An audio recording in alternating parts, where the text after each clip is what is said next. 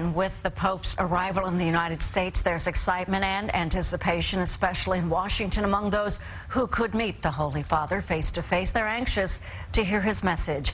CBS 2's Tony Aiello joining us live now from a papal watch party at the Franciscan Friary in Washington. Tony?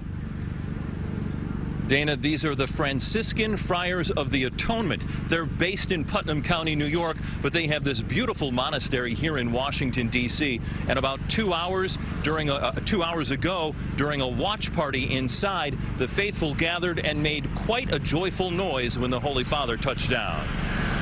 The cheers rose up as Shepherd 1 touched down. And Pope Francis stepped foot on U.S. soil for the first time in his life. An especially meaningful moment at this holy place for the Franciscan Friars of the Atonement. And the Franciscans because he took your name. Yes, he saw the light. That's grace at work. I mean, you know, that, no, but I think we have a special bond with him, and I think that we feel that because, and look at the things he's saying and doing. Bronx native Franciscan Father Jim Gardner says he believes Francis will touch hearts with his message of Christian salvation and service.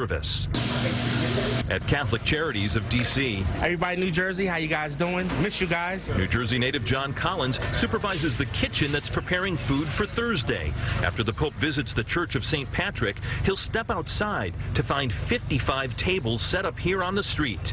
Francis will join dozens of less fortunate people, including many homeless, enjoying a midday meal. I'm hoping the Pope grabs a plate because then I have bragging rights. Monsignor John Ensler will be with Francis as the Pope shakes hands and maybe breaks bread with the needy. The vulnerable, the downtrodden, the hungry, the homeless. That's his people. In many ways, I really think, frankly, he's been more excited about that than the President of Congress because of who he is. He's just a man of the people. And the people of D.C. will have their best chance to see the Pope tomorrow morning around 10:30 in the morning. After the Pope visits the White House, there will be a papal parade through a portion of the National Mall. The security gates will open and people will start to gather at 4 tomorrow morning. Live in Washington, Tony Aiello, CBS 2 News.